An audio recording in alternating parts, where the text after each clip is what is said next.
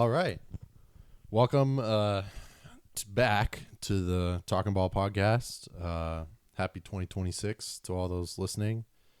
Kyle, how was your holidays? It was good. It's kind of the reason why we had a prolonged absence. I went to the UK, but before that I got sick, so we didn't do an episode before I left. Oh, yeah. And we missed a lot. It's not the holidays when somebody doesn't get sick, right? Oh, yeah. No. You got sick. I got sick. But we're back. And lots of news, lots of sports news. But first, we'll get into all the baseball stuff with the free agency and all the player moves. Yeah, we got to talk about the more recent happenings in the sports realm. Yeah. But first, I want to just touch on we've also got NFL playoffs going on right now. Yep. Divisional round is this weekend. Yeah. And let's just get right into it about that Niner-Eagle game. Yep. All I heard the week leading up to the Niners-Eagles game was Eagles fans were talking trash about the Niners all week, saying they're calling us the whiners, calling us babies, calling us the 40 whiners, calling us like pushovers because we had a weak schedule. Now look who's talking. Yeah, I know. It's kind of crazy because obviously everybody was picking the Eagles to beat the 49ers.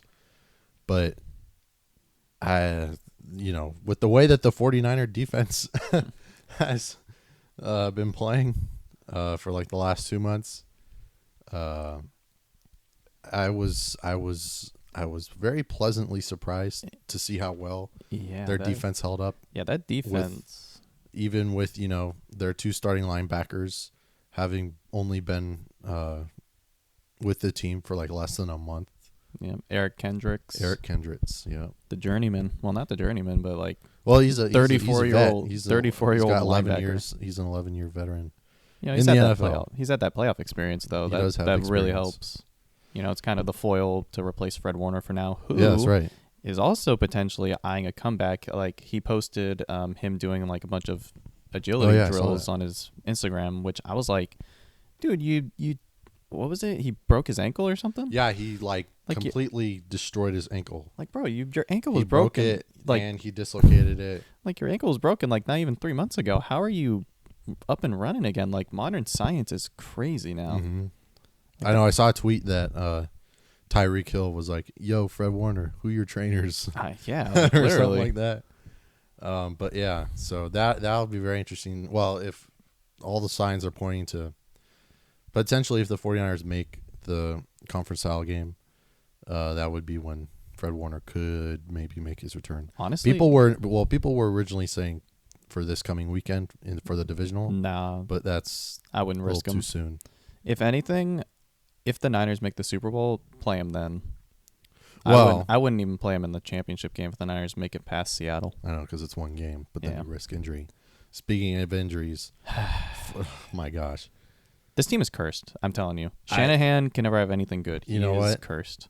Yeah, I feel like every year when, just close the door for a second on the injuries. Every year when the 49ers seem to be doing really good and they make it into the playoffs. I mean, let's just start with this. The fact that Kyle Shanahan, he's now, 7-0 in the wild card round? I think so. When he gets into the playoffs, he's always made at least the NFC title game. Yeah, he is a great coach, especially with what he has been given to work with, him and Saleh this season. I know. Like he should be coach of the year, but it's gonna go to Ben Johnson. Yeah. But Shanahan should be a heavy candidate for that reward. Yeah. Okay. But back to the injuries. I mean, George Kittle, are you serious? Literally one touch, one catch, and that was it. I mean, George Kittle is the ultimate dude. He's the ultimate football player. He's the glue of this team. He's the energy. He's the heart and soul of the team. He's the best blocking receiver in football. Some people think he's one of the best all-around players in the whole league. Yeah, like Niners literally build plays around him, like blocking around him, I know. Running. Like there's so many plays that Shanahan has involving Kittle, and they're gonna have to adapt to that in Seattle now. Like you saw, they kind of did like a Philly special to take the lead at the end of the game. On Sunday. it was the in case nobody saw it, one of the wild plays in the wild card game the other night was a wicked looking flea flicker where Brock Purdy tossed it to Sky Moore, then Sky Moore tossed it to Jawan Jennings. No, was it Sky Moore to Jennings? I think so. I thought he just tossed Purdy it to to Moore to Jennings. Jennings. Oh. Or I could have sworn it was just to Jennings. Or maybe it was just to Jennings. But I also saw this fact that Jawan Jennings in high school, he was a quarterback, and when during that recruiting cycle when he was going to go into college, what did I see? He was ranked ahead in terms of quarterbacks. He was like a 4-star quarterback. He was ranked ahead of Joe Burrow. I forget all the. Sam Darnold. He was ranked ahead of all those guys going into college in terms of quarterbacks. But obviously, he went to Tennessee and was a wide receiver. That's what he was drafted as. That's wild. But it was a wild flea flicker play where Jawan Jennings threw it to Christian McCaffrey. And shout out to Christian McCaffrey. He made the ultimate. That was a great catch. Over the shoulder basket catch. Yeah, Willie and Mays style. Funny enough, that is his second throwing touchdown to Christian McCaffrey in his the career. Playoffs. Yeah. One of the funny. The first one being in the Super Bowl, of course. But back to George Kittle, torn Achilles. That's like he's going to be out for most of next season too. Yeah. Like I said earlier, modern science is getting there, but it's a torn Achilles, especially because he's in his 30s and he's big guy, right? So there's more. Yeah. There's more ligament there. But gosh, you watch that replay, you watch the slow motion, and then you just saw the leg plucked plop. like a guitar string.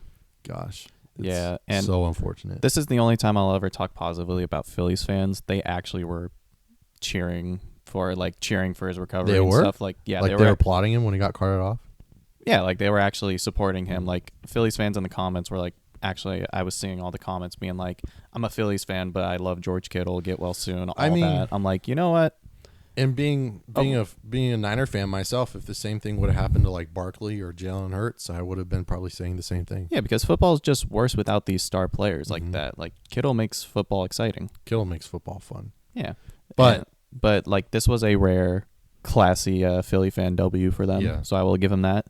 Other than that, you guys can plan your trips to Cancun already. Yep. Cry, Eagles, cry. Oh, that was amazing. That was, totally unexpected. The 49er defense really stepped up when they needed to. I do want to give a shout out to one defender specifically, Mr. Upton Stout. Upton Stout. He stepped up so well that game, especially on the fourth down plays. Yeah. He was responsible, I think for like 2 of the deflections on fourth downs that the Eagles ran. It was great. I think Upton Stout has a chance to be really good, especially since if he can stay healthy. He's missed a few games this year. Another thing is I don't know if it's just me, but I saw Upton Stout might be the future Diamador Lenore replacement because Lenore, every time I've seen him play in the last month, he has been terrible. Blown coverages and all that. He made like 1 or 2 good open field tackles in the game. Yeah. But I don't know. I mean, he just signed Lenore just signed an extension like last year, right? I know. Just every time I've been seeing him in the last month, he's been getting burned on go routes and all that.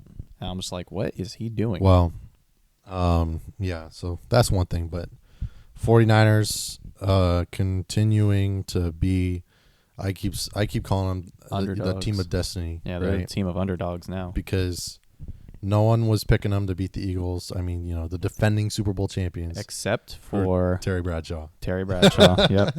Yeah, I'm surprised. Fox pregame show. He was I'm surprised. I got 2 words. 49ers. I'm surprised even Michael Strahan picked the Eagles. Well, yeah, but great game. Brock Purdy. Yeah, he had 2 interceptions, but he made plays. 1 plays needed to be made. Yeah. McCaffrey showed up. They got the run game going a little bit. Kind of. Well, a lot better than the Seattle game a week and a half ago. Which, of course, will send the Niners back up to Lumen Field this coming Saturday. It's on Saturday? Yeah, Saturday night. Oh, great. It's unfortunate. Yeah, they don't get that extra day of rest. Oh, yeah. Shout out DeMarcus Robinson, too. DeMarcus Robinson, he had a huge game. Huge game. 100-plus receiving yards, had a touchdown. Had that really big opening drive, like the 61-yard run at the beginning, setting the pace. Like that first, because the Niners got the ball first to start the game, and I think that opening drive, they only had 3 or 4 plays, and they, 2 of the big plays were to DeMarcus Robinson, which resulted in the touchdown. Yeah. But hey, the 49ers have made it this far. So let's see what they can do now. It's hard to write them off now. Yeah, like this season's now house money. How about this? There's a 75% chance that the NFC champion will be out of the NFC West, right? Because we got 3 out of 4 teams Niners, are still Seahawks, left. and the Rams and the Bears. One of those 4 teams will be playing in Santa Clara on February 8th. Hopefully it'll be the team whose stadium is their home stadium. Yeah, and traveling actually is a big factor too. I feel like those teams won't have to go very far. Like if the Rams, which was like if the 49ers secured that 1 seed, it would have been the ultimate. Yep. Ultimate home field advantage. Ultimate home field advantage, because they wouldn't have to get on a plane until next season. Yeah. Problem is if I feel like they should probably be Rams fans this weekend though, because if the Rams win, and if the Niners win, then I think they get to go back home, right? Nope, they would play at LA, because LA is the 5 seed. Oh yeah, that's right. Yeah.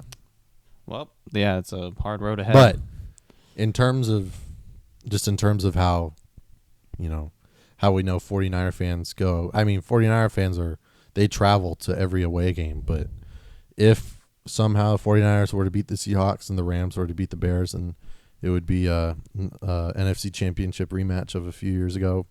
Yeah. It would be very interesting to see how many 49er fans would make it down to Levi's South. I remember when that NFC Championship game happened, they intentionally denied Niners fans ticket sales. And the place was still full of Niners fans. I already saw something that somebody posted on social media about the Seahawks season ticket holders, where they could get penalized or something if they try to sell their season tickets for this weekend, right? So, but anyways, congrats to the Niners for making it a little bit further down in the playoffs, onto the divisional round. So good for them.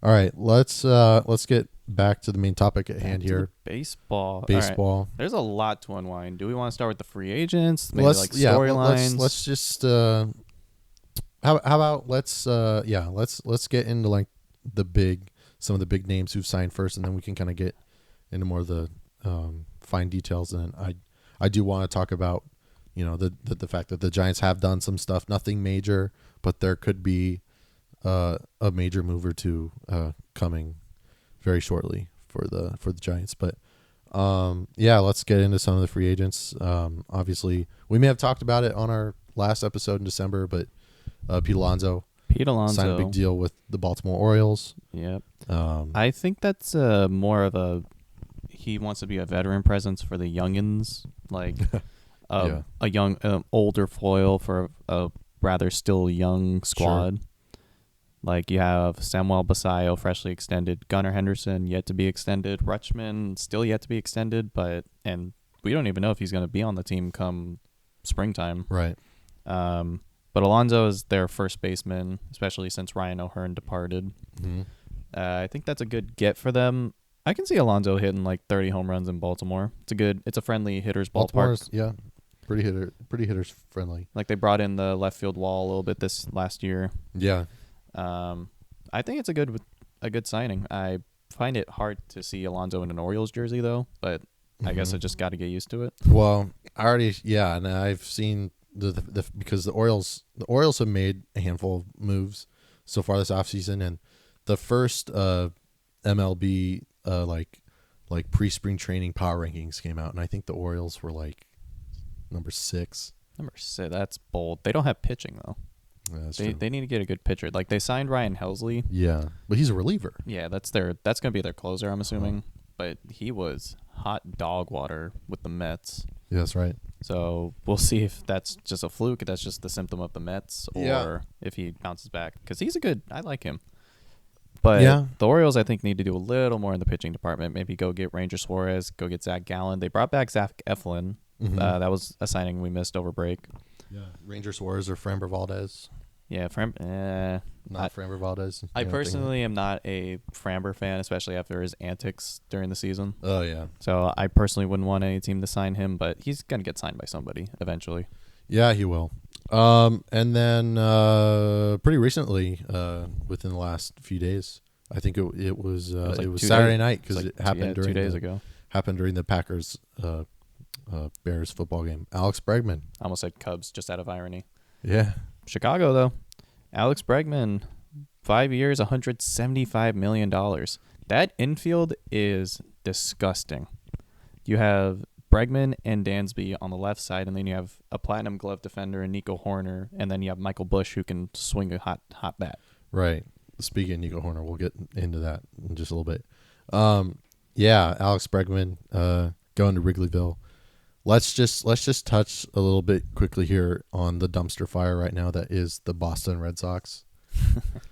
We started out a year ago with it was like a year ago right now. We had Rafael Devers arguing with the Red Sox because they had just, or let's see, the Bregman had just signed a 1-year deal with, or it was a 2-year deal, but the second year was an opt-out, which he ultimately opted out. And Bregman was going to come in and be, their third baseman, right? And the Red Sox wanted Devers to play first, and basically, Devers was like, nope, that's not going to happen. And so that was when the Red Sox-Devers relationship started to get really strained, which ultimately led to the massive deal that sent Devers to the Giants last June. I still remember the day. It was crazy. That was a wild day. And here we have Alex Bregman, who early on in free agency, early on in the offseason, a lot of people were saying that, he'll, it's a no-brainer that he'll sign a big deal with the Red Sox and come back to Boston. And after a year ago, the Red Sox having both Bregman and Devers, now they have neither. So it's just very interesting how that storyline has evolved. Yeah, that kind of blew up in Craig Breslow's face a little bit. Yeah. I think now they can put Marcelo Meyer at third base. I don't know what you do with shortstop, though, because they don't really have a shortstop or a third baseman. So I don't know where you want to put Meyer. Not Cedar Rafael. He's an outfielder, right? He is an outfield. He's a Gold Glove center fielder. I wouldn't move him. Bobby Abreu, he's outfielder too. Yeah, Willie Abreu. Oh, not Bobby Abreu. Willie Abreu, that's right. He's an outfielder. There were grumblings that he was going to get shipped off during this offseason. Yeah, that's right. I think those were put to sleep. Mm-hmm. The Red Sox, I think, are the only team this offseason who has spent $0 so far. But Interesting. But they did make a trade. They traded for first baseman Wilson Contreras. That's right. Yep. So they have a first baseman, which means the writing is on the wall for Tristan Casas, unfortunately. He missed all of last year, right? I really wanted him to work out. He tore his ACL? Yeah. Yeah. I really wanted him to work out with Boston. I thought he was going to be a face of that franchise, but yeah, he was. They are actively shopping him as we speak, I'm pretty sure. Yeah, he's a good player. So that was interesting. I'm just looking. I've got MLB Network on right now, and they rotate through where all the free agents have gone. Jorge Blanco signed a 2-year, $40 million deal with the Mets. Yeah, good value, good low risk, but kind of if it doesn't work out, then oh well. Same with the Mets. Yeah, Luke Weaver went to the Mets as well. The trend is former Yankees going to the Mets despite the Yankees this offseason. Another Yankee going over to the Mets. And then speaking of the Cubs, the last big deal that they made was also a week ago. They traded for Marlins pitcher Edward Cabrera. Oh, that's right. Yeah. For their top Owen Casey. I think they pronounce it Cassie or something. Cassie. Oh yeah, Casey, because there's an I after the A. C-A-I. It's weird. Something. I don't get the hype with Owen Casey. If he's good, then cool. But the Cubs and like the media really overhyped him when he first got to the show, and I'm like, okay. So we'll see what he's like with a young team in the Marlins. I like what the Marlins are doing. Mm-hmm. They signed Pete Fairbanks, which I think is a very low key, really good buy. Pete Fairbanks is always a steady arm. Yeah. And they've just made a bunch of like low key trades this offseason, although they shipped off Dane Myers for an outfielding prospect. That's right. I believe they signed where is he? You go ahead. I'm gonna try to find it. Yeah, so the Cubs have made some moves. The Mets made some moves. Let's get into some of the high-profile names that came out of Japan. Probably the most talked about one of those names was pitcher Tatsuya Imai. There were a lot of rumors that the Giants were going to be in on this guy, but that turned out not to be the case. He wound up signing, I think it was like a 3-year, $51 million. 50 around somewhere around $50 million deal with the Houston Astros. And that was like it was like the second to last day of his signing. That's right. Too. Yeah, he had like one day left. I don't know if he was like waiting for the highest bidder or what. Like no teams actually wanted him. From what I understand, that's what because he's a Boris client. Yeah, he's 29 years old. Yeah, they're always looking to get the most possible. Yeah, sometimes Scott Boras really just screws over his own players. Yeah. And like the Astros, the Astros. Shout out Blake Snow signing late with the Giants. Like the Astros, it's confusing for me because the Astros, I feel like, are in not a rebuild, but they're kind of in a retool mode right now. They missed the playoffs for the first time in a decade, and your core isn't getting any younger. Like Correa, Altuve, Yordan. Right. Yordan is made of Teflon at this point. Yeah, I don't know what you do if you're I don't know why you make that signing if you're the Astros. Like, signing him might be good for the short term, but for the long term and competitiveness, I don't think it's going to get them anywhere unless a bunch of players play over their heads this year. That's definitely an interesting point. And there were two other notable Japanese players that came over. The first was obviously Imai went to the Astros. Munetaka Murakami signed with the Chicago White Sox. Like a 2-year, I think it was like $30 million. Yeah, I think so. Hey, good for the White Sox. They need a player with some positive attributes to help them help their team. Yeah, supposedly the biggest issue with Murakami is I guess he can't hit anything above 95 miles an hour. People were saying that. So we'll see how that actually turns out. Yeah.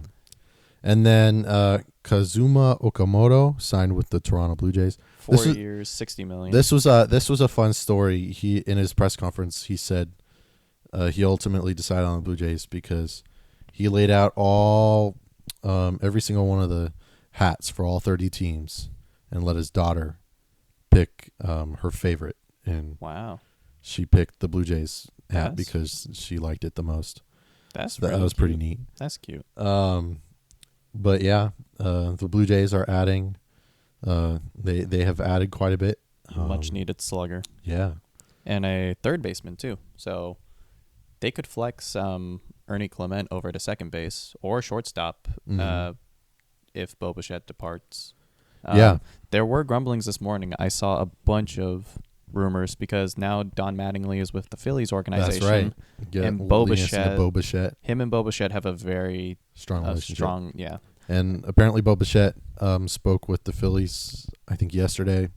Apparently it went really well. But yeah, you're right. The Phillies hiring Don Mattingly as their bench coach could pay off. And recently, as recent as just about less than an hour ago, 30 minutes ago, we found out that the old Gold Glover, Platinum Glover, the old Giants killer on the left side of the infield, Nolan Arenado. He's going back to the NL West. Going back to the NL West, going to the Arizona Diamondbacks. Yeah, and I'm pretty sure the Cardinals are kind of just in blow-up mode right now. They totally are. They traded Contreras. They traded Arenado. They traded Sonny Gray. Yeah, they did what they wanted to do. Kyle Bloom is, I think, just resetting the team right now. Yeah. Potentially more to come. Like I believe you told me this morning, the Giants are maybe in on Brendan Donovan. Yeah, we can get in. We can get into the Giants in just a second. But yeah, the Cardinals are paying Nolan Arenado. Yeah, this is another interesting. They're paying the fact of Diamondbacks the rest of his contract, or they're pretty much giving him money so they can afford the rest of his contract. Yeah, St. Louis is, along with Nolan Arenado, is sending them cash considerations in return for a former 8th round Jack draft Martinez. pick. Yeah, an pitcher. 8th round pick from last year's draft. Last year's draft. So I don't know if that's literally just like this trade doesn't really seem to have much value for the Cardinals in return, but unless Jack Martinez just turns into a Cy Young winner. The Cardinals. I mean, this whole St. Louis Arenado feud has been going on for the last couple of years, right? Yeah, I remember they were trying to get trades done. I remember the Astros were a bitter like last season. Yeah, that's right. During the trade deadline, like the Astros really wanted the only way that Arenado was going to get traded was he had to approve it. Yep. So he finally approved to go to Arizona. So, yeah. But look, he's definitely on the tail end of his career. Offensively, he hasn't been lately what he was in his prime. Yeah. Like you still have the. But hey, they have a third baseman now. So. Yeah, you still have the defensive whiz that he is. Oh yeah, he's a 6-time Platinum Glover. The bat has still slowly declined, but I think he'll be good. Still solid presence, especially that veteran presence to help out the young guys like Corbin Carroll and Geraldo Perdomo are still fairly young.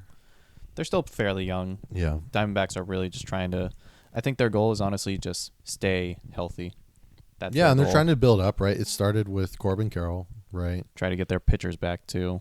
Corbin Carroll's their franchise player now, but yeah. So that happened this morning. There have been a smattering of other small deals and transactions, but do you want me to?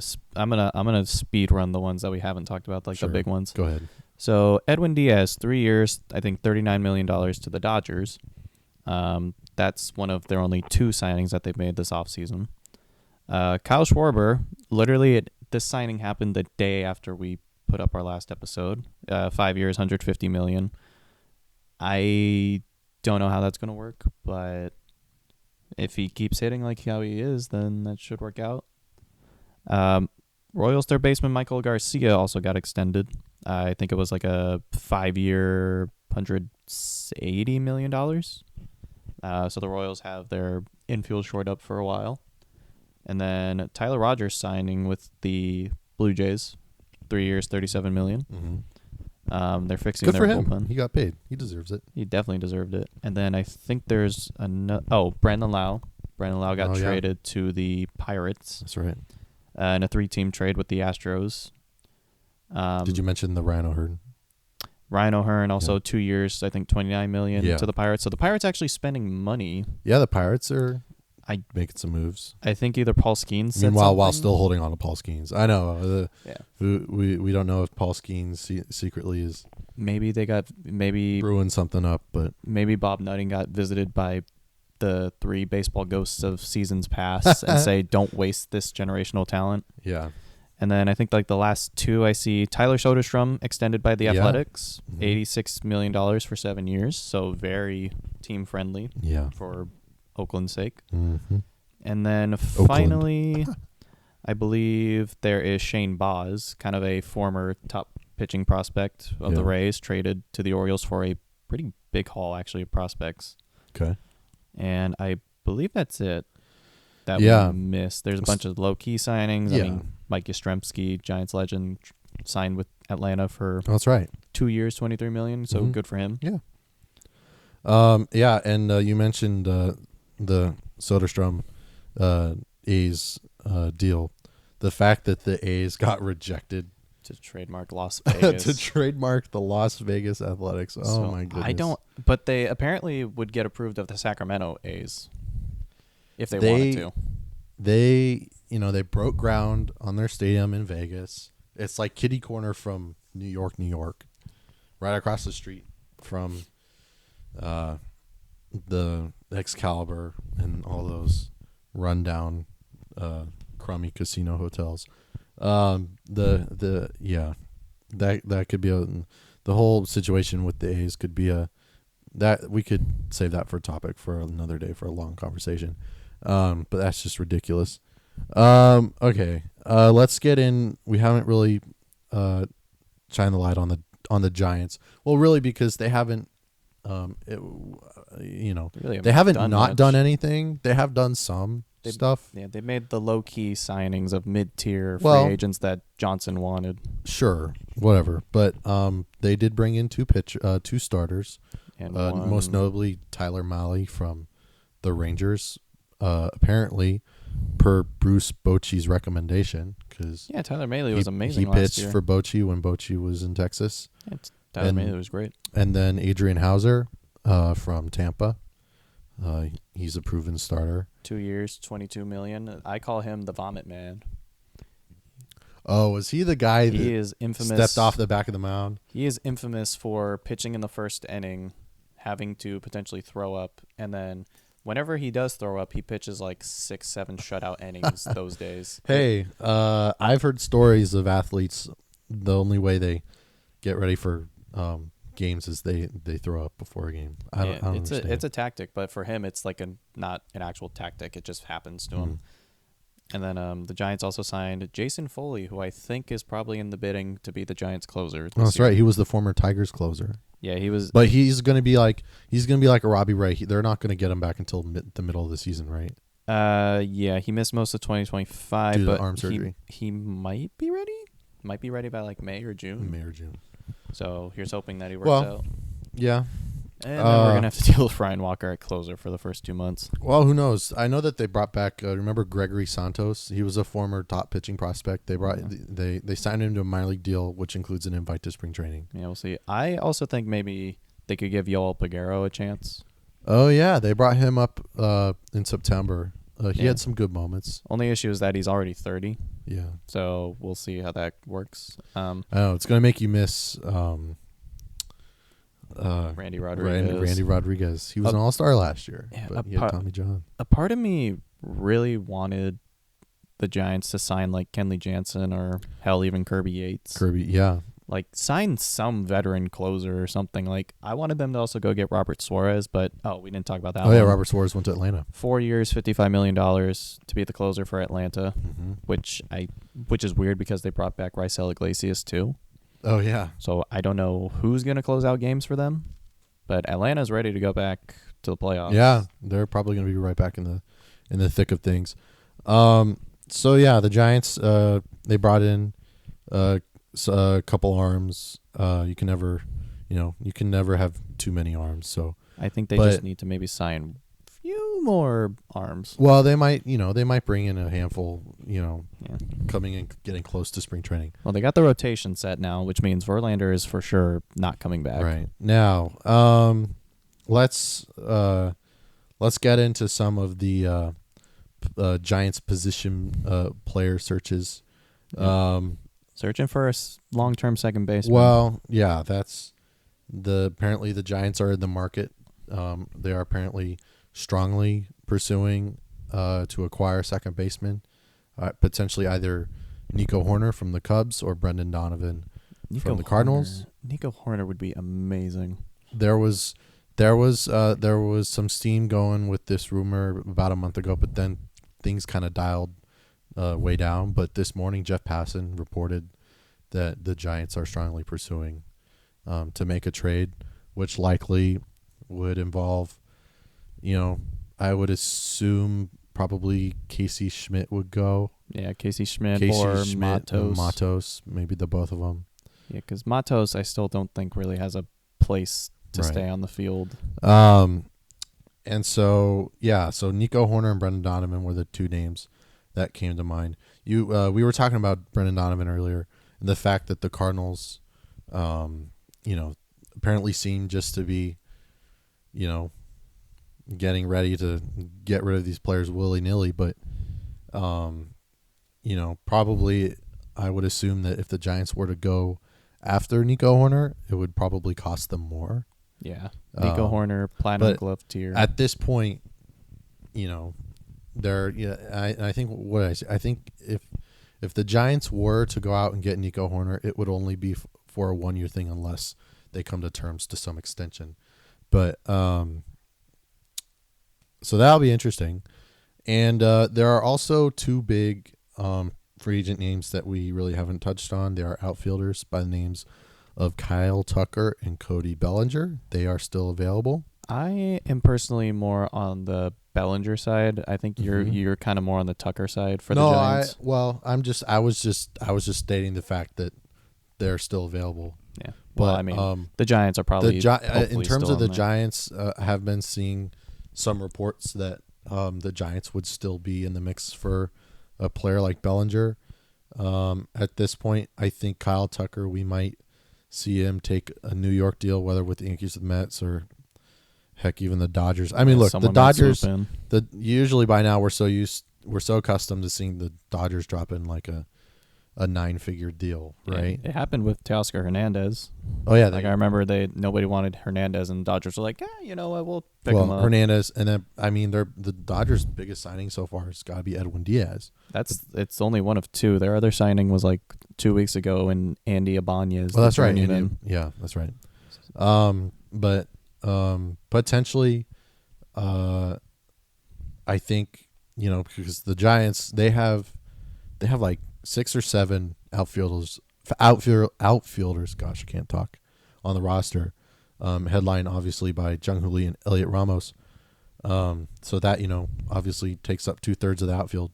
Right field is wide open. They need a right fielder, and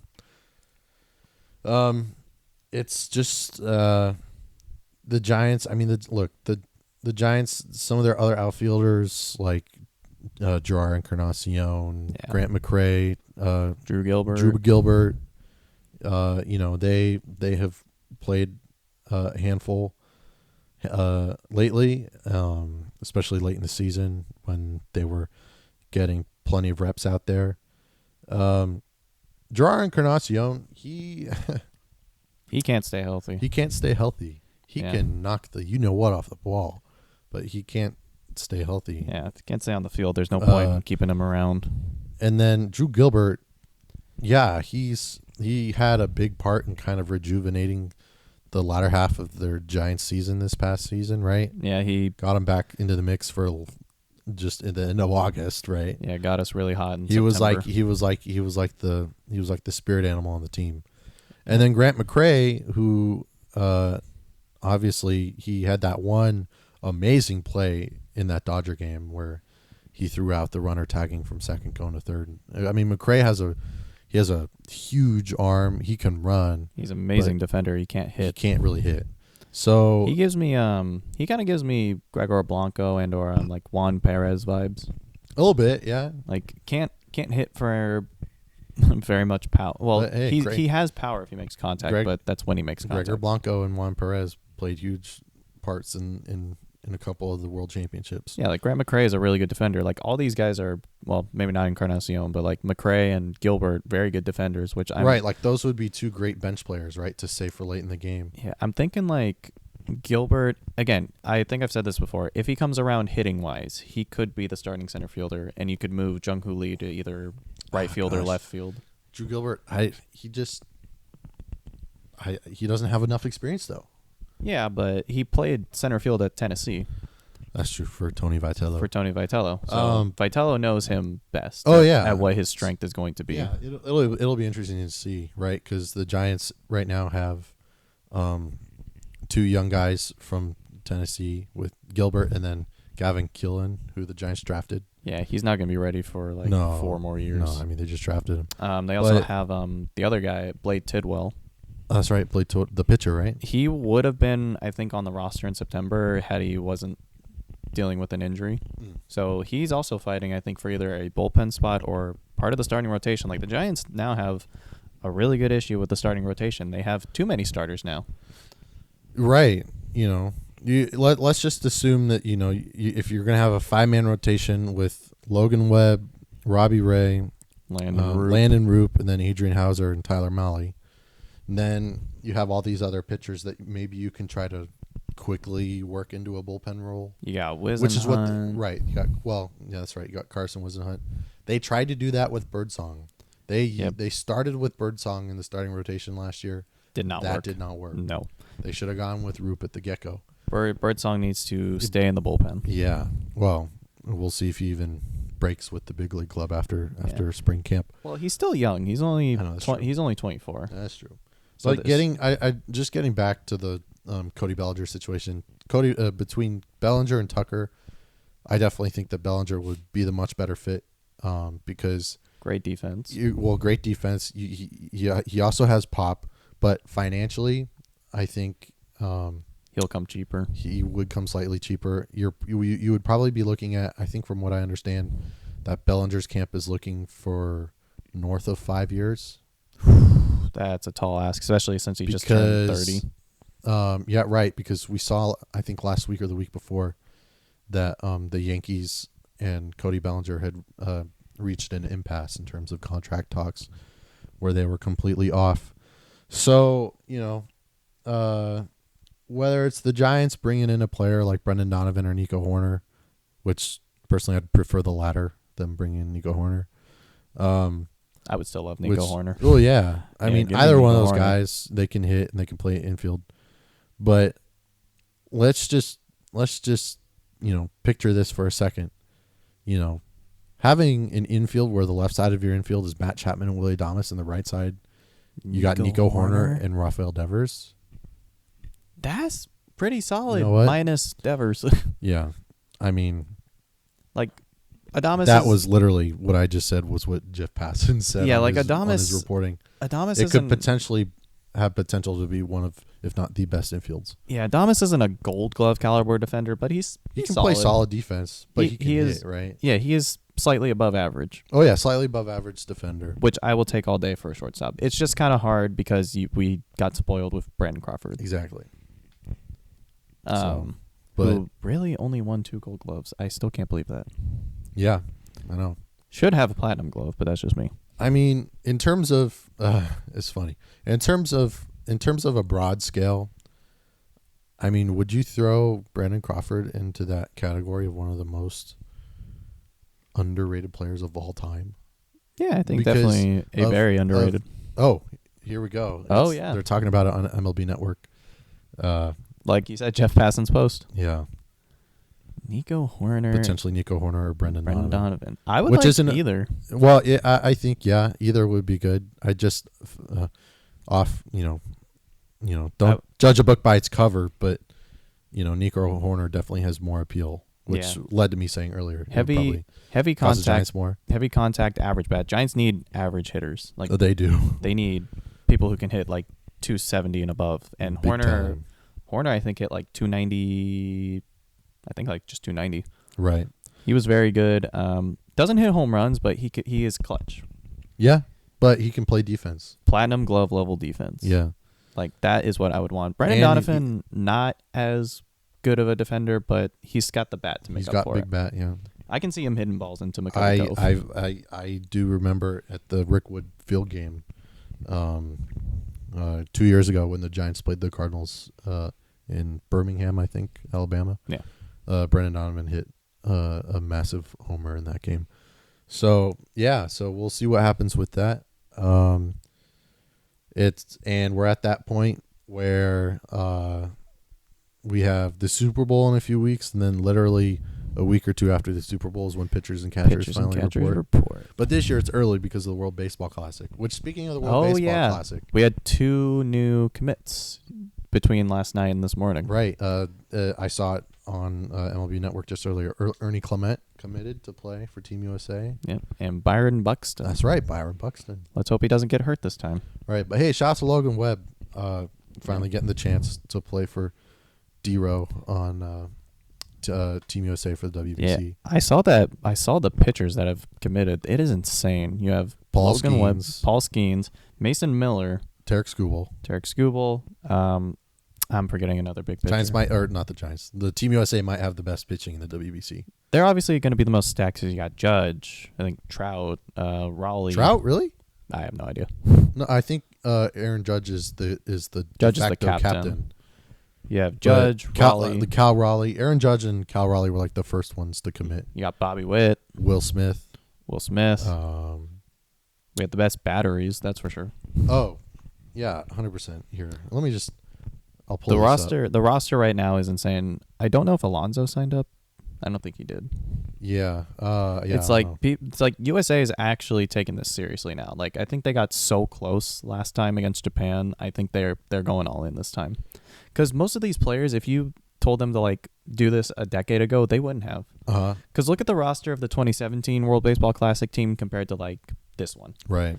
The star talent's still there, but you would not get like the MVP. Well, the 2017 that was like the 2017 team was led by Adam Jones and Nolan Arenado and Buster Posey and Brandon Crawford, Eric Hosmer. You like Stanton. Oh, that's right. Yeah.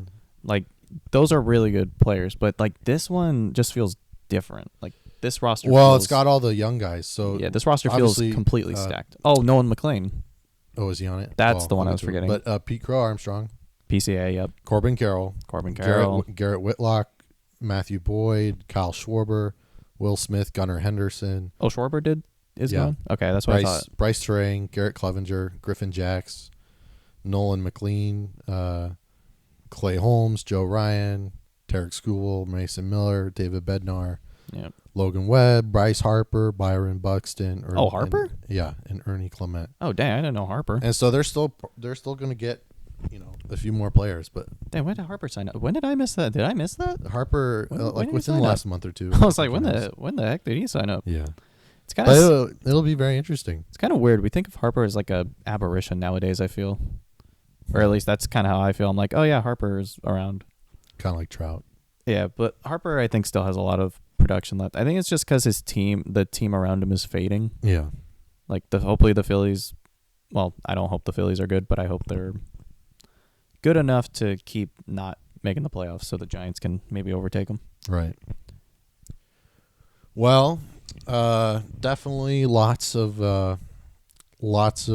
news that happened since we last met up, but who knows? Potentially by the next time we do another episode, the Giants might have a new player or two. Hopefully. Where I think they just need to reload the bullpen just a little bit more. But who knows? Maybe they make a miniature in terms of the scale of like the Devers deal, a miniature blockbuster trade. Yeah, maybe maybe we'll see if we have Horner or Donovan by next week. Yeah, or if we made a pitch for Bellinger or Tucker. Yeah, one of those two. I think I'm gonna make a bold take. Let's leave a bold take for next episode. Okay, by next week. Or the week after, we'll see. I believe by next episode, Cody Bellinger will be signed with a team, and it will be the Mets. It will be It will be either a 3 or a 4 year deal with like a second year opt out. All right, and then I think my take is going to be, this is focusing on two different players. I think that Kyle Tucker is going to sign like a 7 or 8 year deal for somewhere between $200 to $300 million with the Yankees, and I'll just go out on a limb and say the Giants will be sending Casey Schmidt, Luis Matos, and one or two other young pitchers deep in their farm system in exchange, maybe like Bo Davidson for Nico Horner. For Nico Horner? Yeah. Okay. You think that's going to happen within the next week? Possibly. Okay. Or at some point. I was thinking maybe they like ship off maybe Bo Davidson or Dakota Johnson, but I think the Giants are pretty high on Dakota Jordan, you mean? Oh yeah, Dakota. Yeah. I think they're pretty high on Dakota Jordan right now though. Yeah, I think so. I think his ETA is getting like closer and closer now. Like I think it was originally like 2028. Now it's like 2027. Cool. What about that guy Reggie Crawford? Whatever happened to him?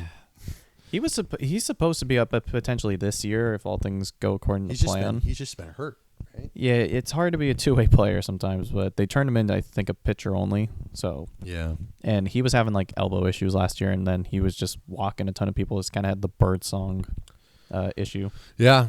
Well, hey, and we didn't even mention Bryce Eldridge's name. I mean, at this point, Yeah, Bryce I don't think Eldridge he's going to go. no, I don't think he's going to go anywhere. He's untouchable. Yeah. So we'll see what how he develops his game this year in terms of if it's going to be like kind of a platoon at first base between Devers and Eldridge, where one plays first, the other is the DH. We'll see, but hey, spring training starts soon. It's this is my favorite time of year, right? It's January, and we get to talk about baseball in the near future. So, and hey, the World Baseball Classic will be very interesting. It's right around the to corner. see what happens. But we'll see what the 49ers do. Yeah, I don't mean to be a pessimist, but I told my look, they're gonna be underdogs. Even if they make the Super Bowl, they would still be an underdog. Yeah, I talked to my grandparents about this. I'm like, okay, you know what? I'm like, the Niners can beat the Eagles, yes, if things go right, and they did.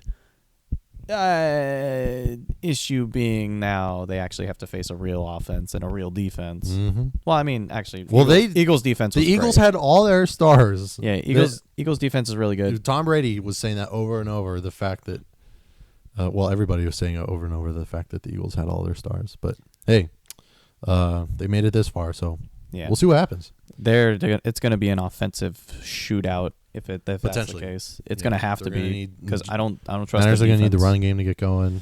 I don't trust the defense to hold that up. Hopefully, there's better offensive production than Week 18. Mm-hmm. That's all we can hope for. All right. Well, we'll see what happens. Yeah, we're either going to be happy Niners fans or we're going to be like normal Niners fans but slightly disappointed. You betcha. All right. We'll see you guys on the next one. All right. Peace.